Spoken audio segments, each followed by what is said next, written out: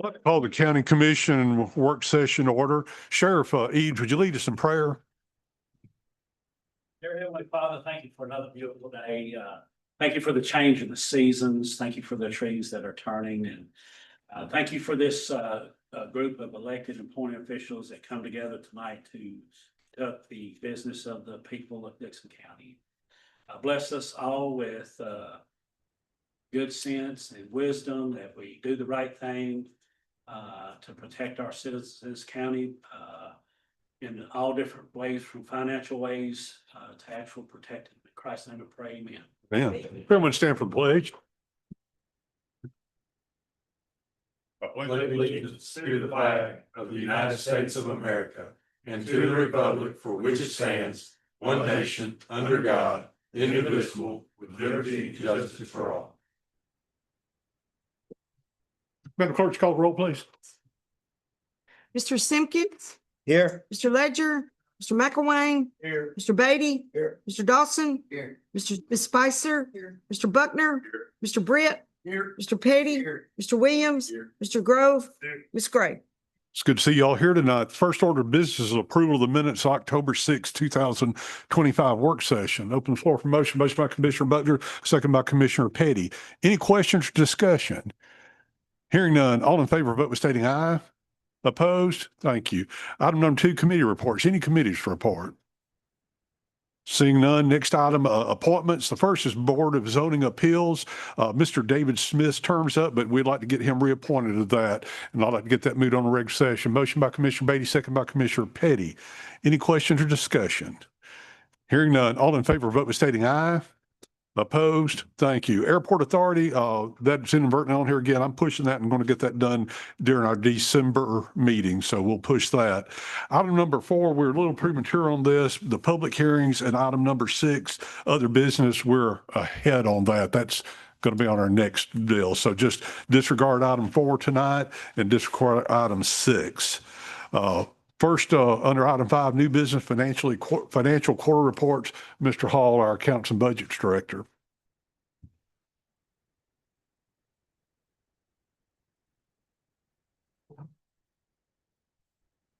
All right, thank you, Mayor. You've been handed out or sent out the first quarter for fiscal year 26. There's not a whole lot of information on the first quarter that's that stands out, that scares you to death. Thank goodness. We need some times like that. You may have looked over them and said, this is from Fund 101 through Fund 172 that we take care of, except for the schools. I've looked over everything, the expenditure side on all these funds that we're talking about tonight. All the department heads have kept them within that 25% area that we always like to theoretically talk about. So everything on the expenditure side is good. Revenue sides also look good themselves. Anything that's tied to a tax rate, they're kind of down right now because the taxes haven't started being collected by the trustee's office. So that'd be the only other thing that would be the exception to that rule. But everything is, like I said, it's just starting the year out, and it's generally always going to be within confines of the way it should be, unless you have any questions. And I didn't have any unless I was out today, so I don't know if you'd sent me any. No, I haven't. I just, I was looking at the 58400 other charges for the airport authority. Property and casualty insurance, Say that again. the property and casualty insurance Is that what, are you in 101? in the general fund. Yeah, Yeah, it's 101. It's like almost to the very end. 58,400. Yes, sir. Okay. And it looks like we're over by like $1 million or something. Okay, that's the one that's the question we come up with every year, is where we pay everything in that code. Everything's paid in that code because we try to get that out to the insurance person. Then we take and journal entry all that money out to the sheriff, to the jail, to ambulance, to all the codes at the end of the year. So that's always going to be over right off the bat. So that's the one question that we get every year. I should just come out and say, hey, 58,400 502 code is, everybody is loaded up on that one. But no, we'll take and journal entry that out to the specific codes that money goes to. Yeah. Yeah, it's hard to keep in everybody's mind every year. Any other questions, Mr. Hall? We'll open the floor for a motion, second to move this on and put it on the agenda. Motion by Commissioner McElwain, second by Commissioner Brett.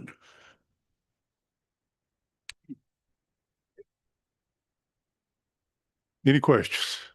Hearing none. I'm sorry, you have a question? Oh, no questions. All in favor, vote by stating aye. Opposed? Thank you.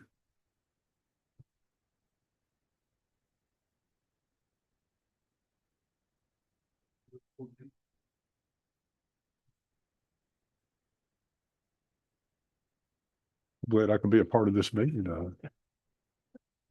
You'll let me know when we're done. Thank you. No,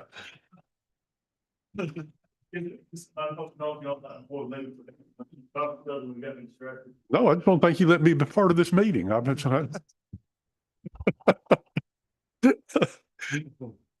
Schools asked to be moved down, but if Ms. Underhill has caught her breath, we'll take the first one as financial quarter reports, all school funds. Ms. Underhill, thank you, Don. Alrighty, so first is our quarterly reports through September 30th. So you'll see the 141, the general purpose school fund. You'll see our revenues are at 19% and our expenditures are at 20%. We'll have the 142, which is our federal projects fund. And that one is where we have to expend the funds and submit reimbursement to the state. So that one always shows kind of a negative because it takes a month or two before we get those revenues back in. The next fund you'll see is the 143 Central Cafeteria Fund. Those revenues are about 2 months behind. So that's why they're only at 8% of the budgeted for the first quarter. And our expenditures are actually at 26% at the end of the first quarter. And then the last fund you'll see is the 177 fund. And that's the 15 million that you all granted us, I guess, 2 years ago now, maybe. And that's where we're at through September 30th. Any questions, Ms. Underhill? Vote we're looking for tonight is to carry this on and put it on the agenda on the regular session. Open floor for motion. Motion by Commissioner Gray, second by Commissioner Ledger. Any questions or discussion? Hearing none. All in favor, vote by stating aye. Opposed? Thank you. Next, item 3 is budget amendments. All funds, Ms. Underhill. So what we were trying to come with today was mostly grant amendments. And so the 141 grant amendments are amendments like we receive grants from the state and they're 100% state funded, and that's in and out money. It's the same as the federal projects fund works. We spend the money and then we request reimbursement and receive that back in. There are 4 different grants. We have the ISM grant, the public school security grant, the state special ed preschool grant. And then we receive like other miscellaneous grants, like from the Community Foundation. We received a youth literacy grant and a state grant for Creekwood High School. And all those funds, there's no county funds in that. It's just the money in from the grants and back out. Yes, sir. That's correct. But there is one amendment that we are asking for from our fund balance, and that's for Burns Middle School HVAC. And so I put that one on there separately so y'all could see that. That is $281,156.22. And that is to be able to fully heat that school. I'll beat everybody to the question. That's a relatively new school. What's occurred on that system for it to need the work? Do what? What happened? Because I mean, that building's relatively new, relatively engineered. But what have we been there 6 years? I've asked the same thing. The units are only warranted for a year. And they're the compressors. And so they are out, and that's what we're dealing with at Burns Middle School. But is replacing the compressors or the additional system? See the systems in the classrooms. So for The questions. 12 and 14 classrooms where there's no heat. All those are in the air conditioning part. Yes, we were fixing the air in the commons area, cafeteria, and the want to make sure people can hear me. The commons area and the gym, those have been fixed, but it's now down in our classrooms. And so anyway, yeah, disappointing, due to the fact that that's our newest school. But we know that HVACs cost a lot of money, HVAC systems. And so anyway, I asked the same questions about the warranties, and they are not warranted anymore. And so this is where we are. Yes. Here, and it says the equipment price is 32,000. The labor price is 200,000. Is that correct? Labor and materials prices. So the equipment is just to 32,000. Okay. I don't have that all laid out between what is equipment and materials. And I don't have Gerald with me tonight. He's under the weather, but Thank you. yes. Is that a price from the original install? It's way different now.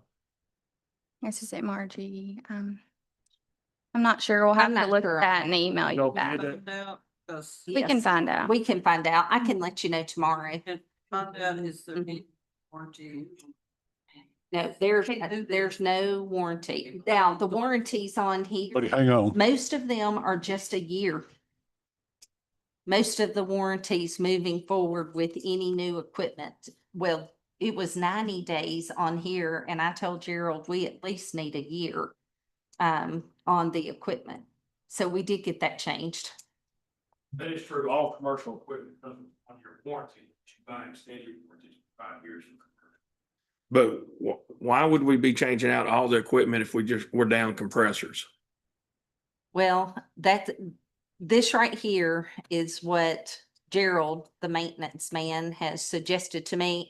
It is not my work of HVACs, but I would trust that this is the best quote that we've gotten and what we need for. You said middle on school. T2. And I will get the company that we went with. I don't think it's the same one. I guess the question is, that amount either has to be bid or you're going through some type of buying group. We're going through. It's on the a state. piggyback, It's a actually, piggyback piggyback off of agreement. Sumner County that we're allowed to do that other school districts according to the state. So it is a piggyback. Well, again, it's will the commission. I know there's some information we need to get, but we can move this forward to have it on the agenda because this is simply setting the agenda by moving this forward, or you can wait to get information and it'll have to be moved to December on that. So will the commission? We have 12 classrooms currently With no heat. with no heat. I mean, so we're kind of stuck to approve it to get it because we're going into December.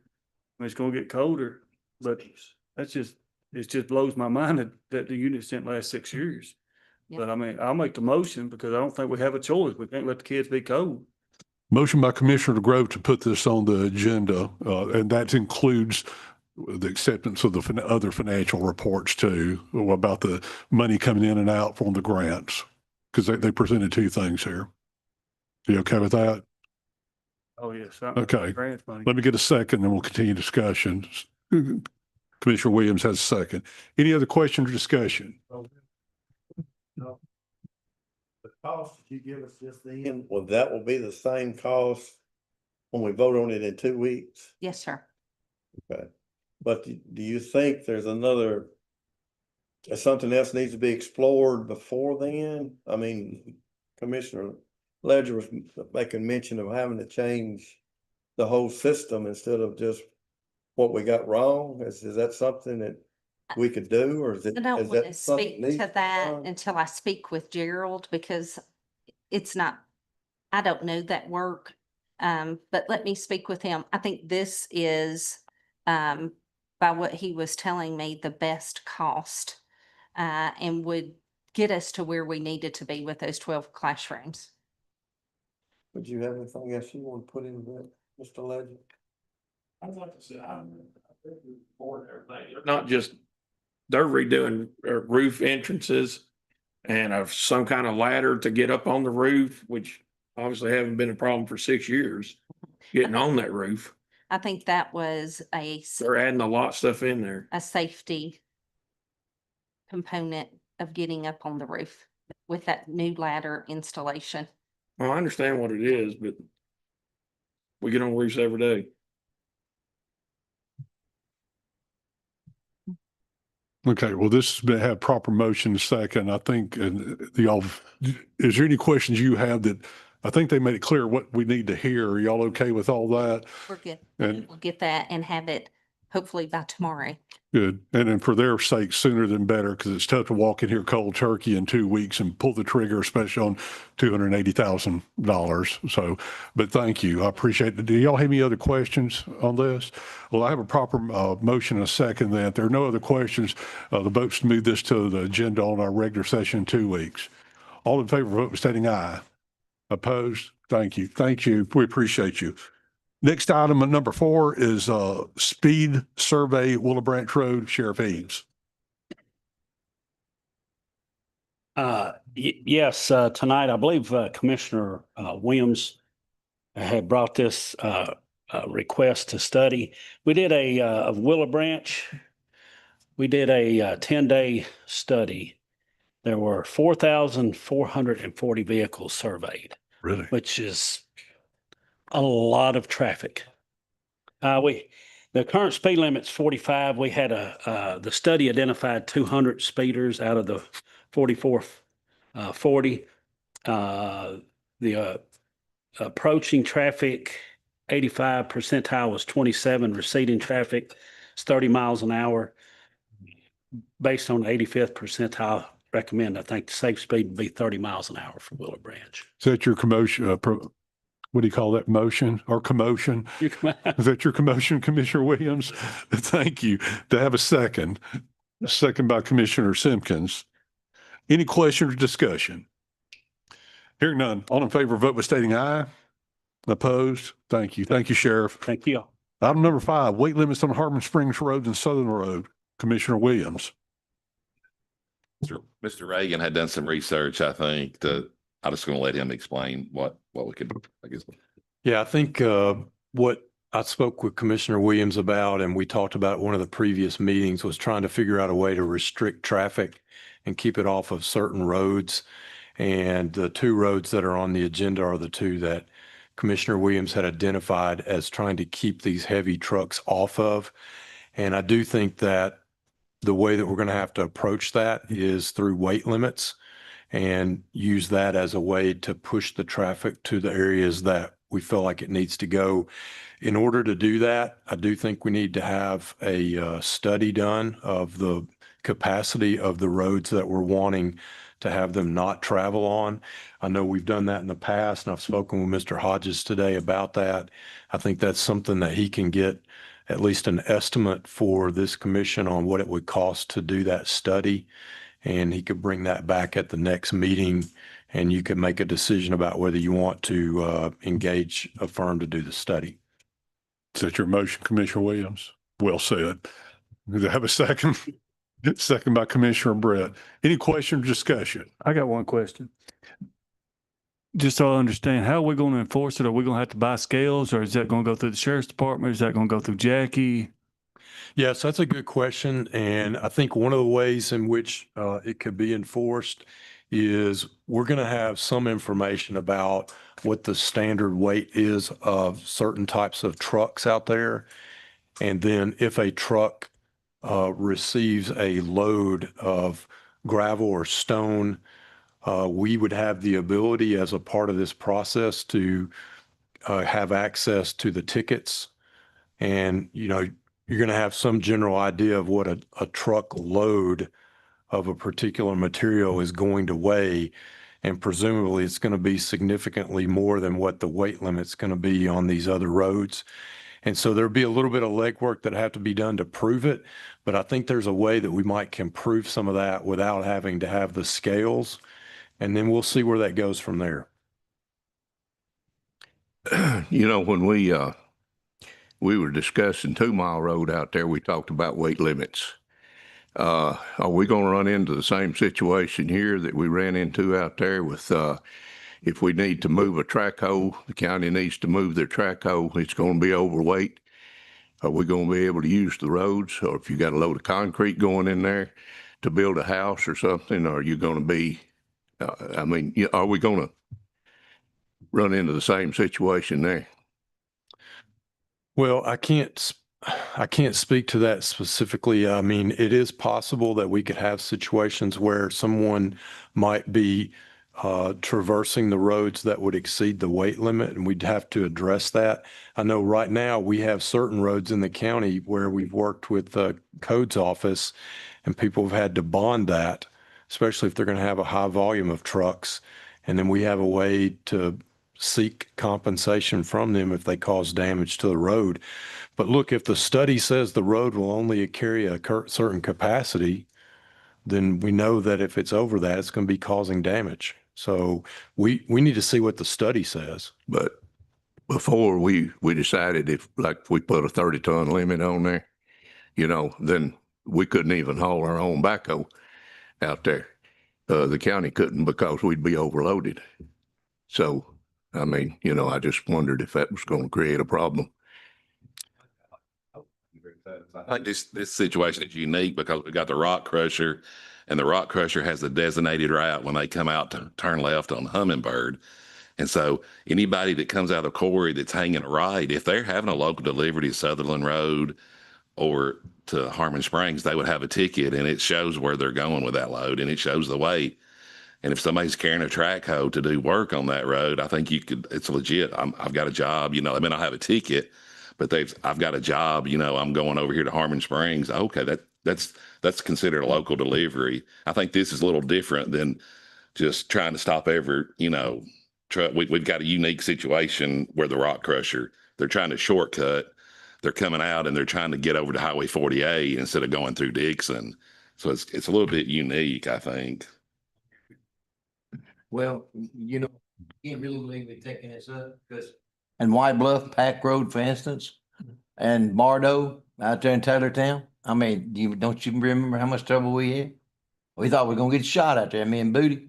So, I mean, I can't, I don't know how you discriminate again, and that's gonna be impossible to keep up with them trucks and tickets and all that stuff and everything. But I mean, if you want to do a study, I mean, that's, but I can't believe we're doing this. Any other questions or comments? We have a proper motion second. This move this on to the regular session. Hearing no other comments, discussion. All in favor, vote by stating aye. Opposed? Thank you. Thank you. Next item is transfer property to Water Authority of Dickson County. As you know that we are finishing up work at the our new highway department at that location. One of the buildings is designated to the ambulance service where we can move them out of this less than standard building that the city of Charlotte's been allowed to do. We're ready to go forward with that. Almost all the work's been done, but for a sprinkler system that's put in, there's a water requirement. So the agreement that we are working out with the Water Authority, and we'll have it defined by the next meeting, is that they're going to do the work on that. The county buys the materials, which we have budgeted, but for the work, them actually doing the work on that, they want us to give them 1 acre of property at the corner of 2 Mile Road and Hoover Road, near the fuel terminal over there. That's on the back of the property that we were given from the fuel terminal people that we still refer to this day as the Fuzzle Farm, where the White House and the fire station and the ambulance service is. So the request is in exchange for the work of the Water Authority that we give them 1 acre of property. Is there what they're gonna do with it? I think eventually for expansion, they would think it's a worthy location and elevation for a tank. I don't think it's anywhere in the immediate future, but they think that gives them enough room to do that. Open floor for motion. Motion by Commissioner Beatty, second by Commissioner Ledger. Any questions or discussion? Hearing none. All in favor, vote by stating aye. Opposed? Thank you. Item number 7 is the purchase of the Pond Convenience Center property. As you know, that's about our 4th busiest convenience center. I think we all know several months ago, all of our friends, Billy Lamastus, passed away. We have been working with Billy for at least 15 years trying to get that property, but Billy's my friend, but Billy was Billy sometime. But since y'all know him, we love him. He's great. But his daughters are the executors on that. They're ready to sell that property. We've have made an agreement with them to purchase that property along with in a total of 3.5 acres for $75,000. So that's a pretty good bargain considering we're on that property now. We don't have to move it. And in fact, it'll give us option in the future to expand that into a better site. So that money had to come from fund balance. It's not budgeted, but I think it's fund balance from the solid waste fund. Open floor for a motion. Motion by Commissioner Grove, second by Commissioner McElwain. Any questions or discussion? I think we are, but I think it's a minimal. Mr. Hall's gone. It's not a very large amount, but yeah, I don't know when there wasn't a convenience center at Pond, and maybe some of the old people here can tell me when that was. So I was looking at Mike Petty. He's always been around. I just know he's older than me by a couple of years. I can get away with that. Okay, we do have proper motion a second. I did get a proper motion second then. Okay, thank you. I got entertaining there. If there's no other questions, all in favor, vote by stating aye. Opposed? Thank you. Other item number 8 is the holiday schedule. As you'll see, I think that's been emailed to y'all. It is the holiday schedule that we've observed at least for the last 15 years on that. What we also did, you approved last year, as well as a holiday schedule, we also have these dates of importance in Dickson County history that are not holidays for closing, but there are days of observance. St. Patrick's Day, Mother's Day, the date the Tennessee was created, Father's Day, Juneteenth, Columbus and Indigenous Peoples Day, October 25th, Dickson County Creative, and November 28th, Native American Heritage Day. Those are not closed holidays, but along with the ones that we naturally close on. We need to get those done now because we have to publish that in the paper in December to let everyone know what days we're closing in the coming calendar year. Open floor for motion. Motion by Commissioner Petty, second by Commissioner Brett. Hearing no discussion, all in favor, vote by stating aye. Opposed? Thank you. And I need to add one item to this. It just came to my attention this morning. Ms. Terry Malone, our Economic Development Officer, is applying for a historic grant for the historic courthouse. We already have the money budgeted for this, but she's applying for a grant for $500,000, which is a match grant, but we've already got the money. So basically, if we get the $500,000 grant, it'll lower our costs we're putting out by $250,000. So money already budgeted. So I'd like to add that and have it put on the agenda for our regular session meeting. Open floor for motion by Commissioner Beatty, second by Commissioner McElwain. Any questions or discussion? Hearing none, all in favor, vote by stating aye. Opposed? Thank you. Any other business from the commissioners? Out at fire station at East Piney on East Piney yesterday afternoon. Had pretty good turnout. Had 25, 30 people came by and looked at it. Everybody seemed to be well pleased that it's there, and we thank Tennessee City for all their efforts and everything for putting it out there. Great. That's good for your community out there. And we can never say enough about our volunteer firefighters. What they do for this county is, well, it is measurable, and it's saving us millions of dollars by having them do it. So we appreciate what they're doing out in the Mount Sinai community from our friends at Tennessee City. I don't have anything else other than final announcement. Commissioner Gray, Commissioner Spicer, go ahead, Commissioner Gray. Saw you first. I just want to remind everybody that on the 11th, it's Veterans Day. So if you know a veteran, be sure to thank a veteran. My understanding, the Veterans Day Parade is going to be downtown Dickson on Sunday at November 9th. I think it's about 2 in the afternoon usually. Is that right? I got that signal on there. It's a pretty cool event. It's always good. So if you're not doing anything else, you don't want to stay home and watch the Titans play. They have an off date. Are they playing? That's a good question. They're off. They're on open day. They probably even a negative on open day. So They lose on the open day. that's it. They may lose on Sunday. Yeah, I bet on the open day. I think that's more fair. Not that we're bitter about it. Okay, the last announcement will be the next work session meeting will be on Monday, December 1st, 2025 at 7 p.m. in the Buford L. Biddy Reed Jr. County Commission Chamber of the Dickson County Administration Building, 4 Court Square, Charlotte, Tennessee. Thank you. He was trying. Birthday. Who's got a birthday? You have a birthday?